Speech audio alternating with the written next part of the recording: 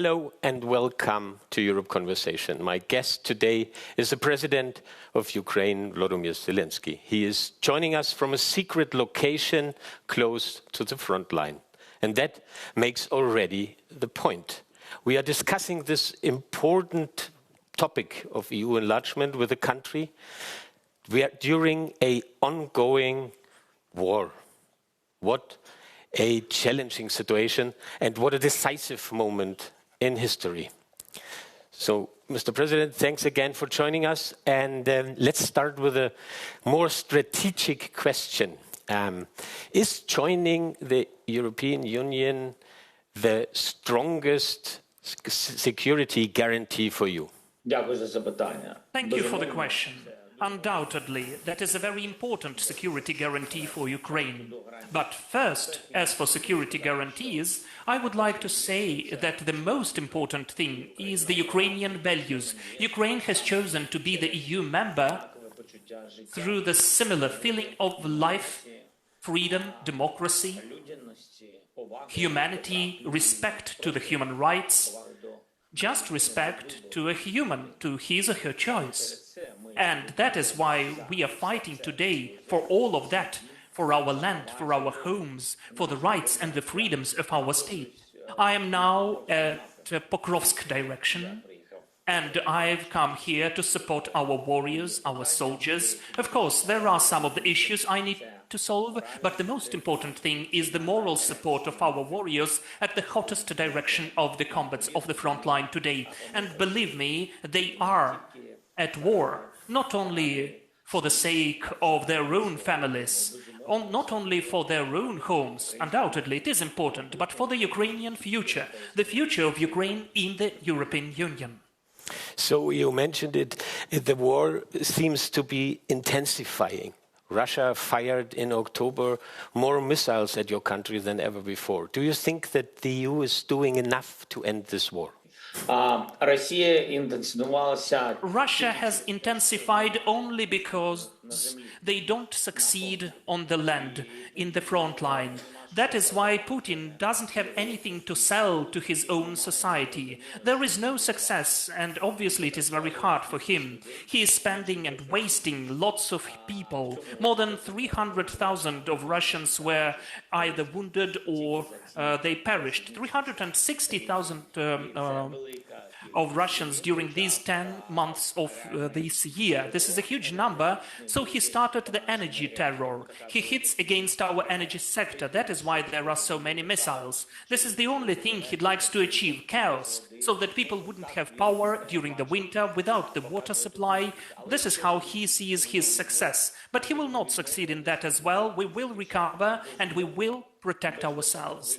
And undoubtedly, without the help of the leaders of the European Union, it will be very difficult. It would be incredibly difficult, because the systems of air defense, which we are given, and I would like to express my gratitude to Germany. Recently, they gave us 2 Patriot systems, and we are developing them, so they will be working. It's not enough, of course, but still, the whole Europe is helping us, as well as in the gas import, in the equipment delivery, to recover power and electricity supply. All of that is so important, especially during the war. But if we speak whether the EU does enough to force Putin to stop, I think that today, still, we need the US and Europe today. And then we'll have the chance to stop Putin. And what would you say? Can this war be won militarily? Or, you mentioned the US already, will in the end require a negotiated settlement like as President Trump says it? Well, the choice of the military way is the choice of Russia only. It started their aggression with that, and without any diplomatic issues. They started it with the military way, and undoubtedly they would like to have the military victory. It will never take place. If Ukraine is standing, if Europe is pressing, does not put up with that, that is very important to solve the issues on the support of Ukraine, that is both funding of our internal production and manufacturing and air defense, what I mentioned before, support Ukraine in all of the spheres. And the United States of America need to be be open to the opportunities of long-distance weapons, long-range weapons. That is very important, even as a deterring factor.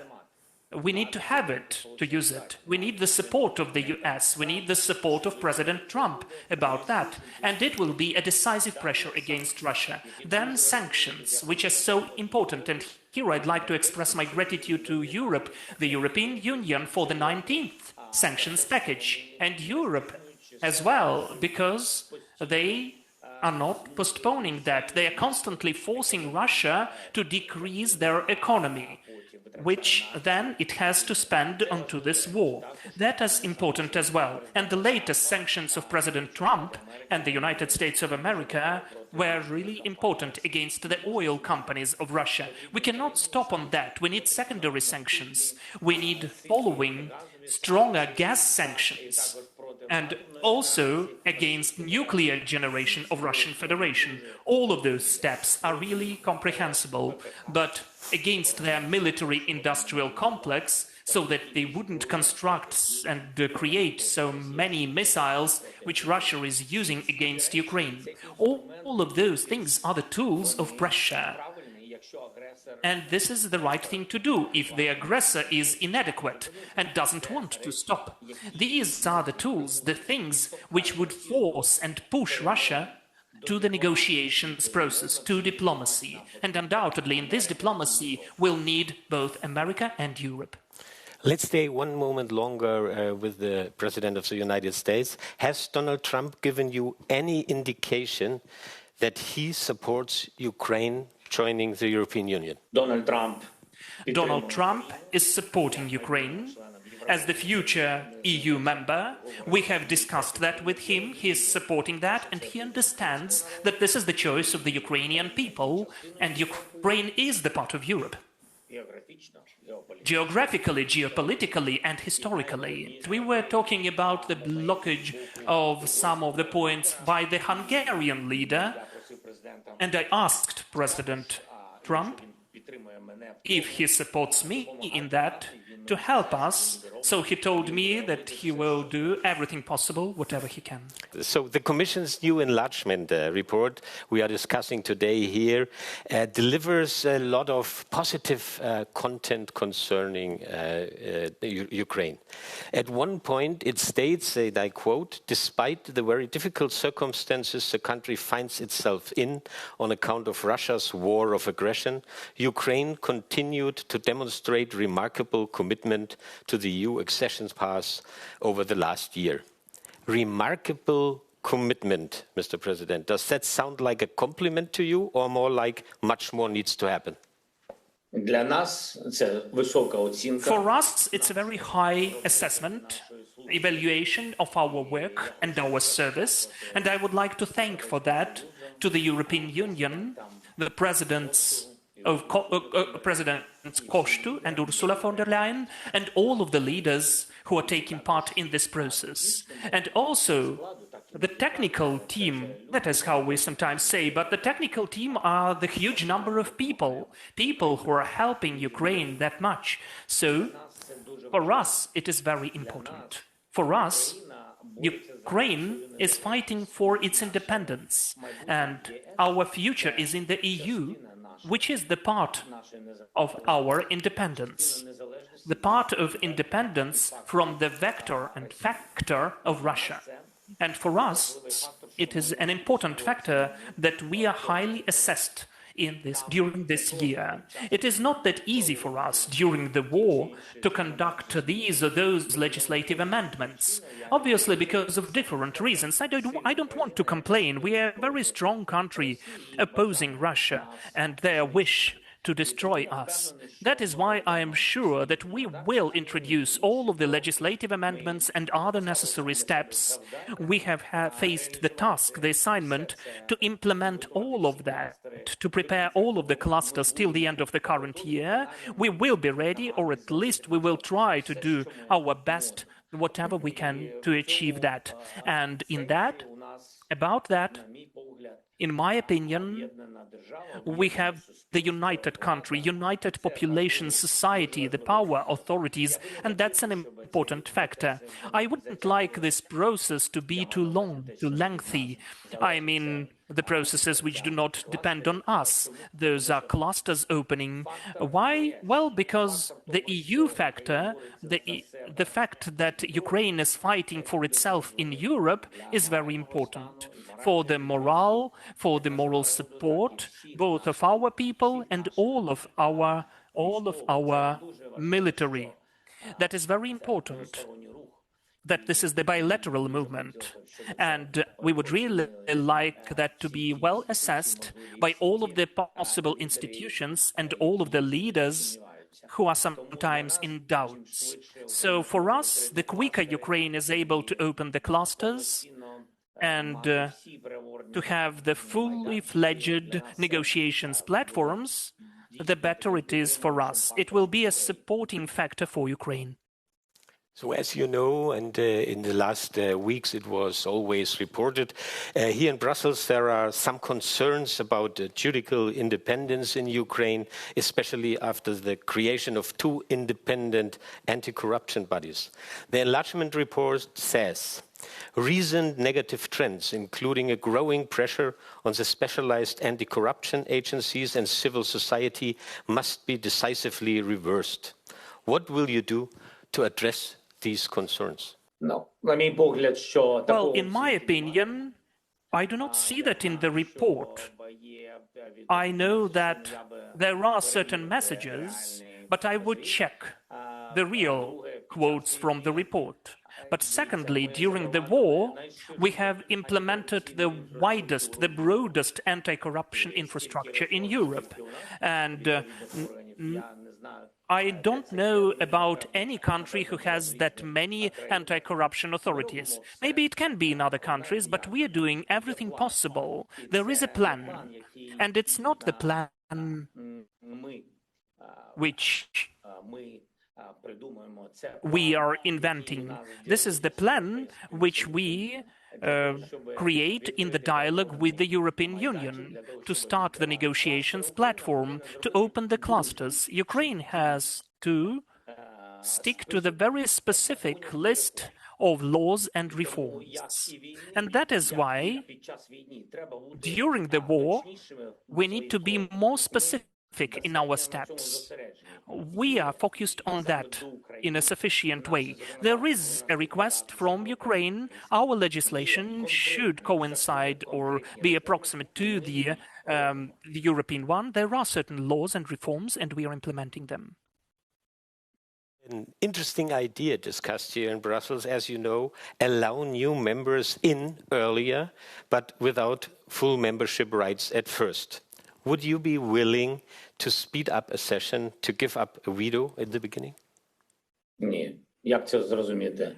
No, how can I understand that? It seems to me it's very important that we would like that Ukraine could get such a treatment as to the equals. And if we speak about the EU membership, it has to be fully fledged. It seems to me that that is very important when we have at the same table equal countries in spite of their size of the territory or the population. It's important that they share similar values. In my opinion, you cannot be semi or demi-member of the EU. Talking about veto, there is all eyes on Hungary. So Ukraine had hoped to open 5 clusters. None of them has happened because Hungary blocked it by veto. What would you be prepared to offer Viktor Orban to move this forward? I'm not sure that Ukraine has to bargain with its own values. Russia failed to do that. So I don't know, I don't think that Ukraine or that the Hungarian leader can do that. You cannot stop the people in their rights. Well, yes, you can postpone something, but it will not be for the use of both our countries. When I'm speaking about our countries, about Ukraine and Hungary, I'm totally sure that Hungarians are very friendly people. They are supporting Ukrainians, as well as the Ukrainians are respecting any nation of Europe. This is the equality, this is the respect and the values of our relations. That is very important for the future. We don't have the right as the leaders to think about ourselves and about our elections, because this is just 1 minute in the history of our nations. That's just nothing in comparison with what can be destroyed relations between the people. This is the most important, not to lose this good neighborhood.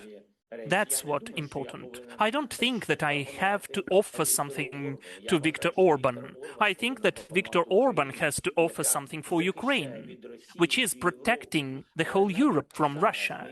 And even now, during this war, we did not get any support from him, support of our vision of life. We wouldn't like still that Viktor would support Russia, because blocking of Ukraine in the EU is the very specific support by Viktor of Putin, and that is definitely not that good. In my opinion, that is my subjective opinion. There is a totally personal impression from my side. Sometimes it looks a bit personal between you and Viktor Orban. Are you ready to repair this relationship, or are you simply hoping for a government change in Budapest next year? First of all, I don't think that anyone has the right to influence the choice of the Hungarian people and the elections in Hungary, in Budapest. That is their personal right. This war, the war for the freedom of the country, which is 40 times smaller than the aggressor is, this war will not forget anyone and anything. There will be peace, peaceful times, and we would need to look straight forward into the eyes of each other. We need to have the opportunity to respect each other, and that's it. It's nothing about being personal. It's not about personalities. We are at war for our survival, for our lives. And we would really like the Prime Minister of Hungary to support us, at least not block us. If we do everything, if there are the rules and we comply with them, whatever is needed to open the clusters, we would like us to be respected. And it's not only the respect to us, but the respect of the Hungarian leader to the rules and regulations of the European Union, as Hungary is the member of the EU. Those are the rules. So you need to do lots of important things, and then the cluster after cluster is opened. That is the way. So let's end with a, let's say, more personal approach, and let us look forward. Where will Ukraine and the EU be in 2030? Or, as I said, in a bit more personal view, will you be the president who brought Ukraine into the EU? First and foremost, I would like to believe that Ukraine will be in the EU before that. You open again the timeline. What is your wish, if it's earlier than 2030? I would like that to take place in the fair way, when Ukraine is standing for itself and when the war is over. I think it would be just and fair, because as I already mentioned, we are at war for this kind of future, for our Ukraine and for the future of Ukraine in Europe. Undoubtedly, I would like to be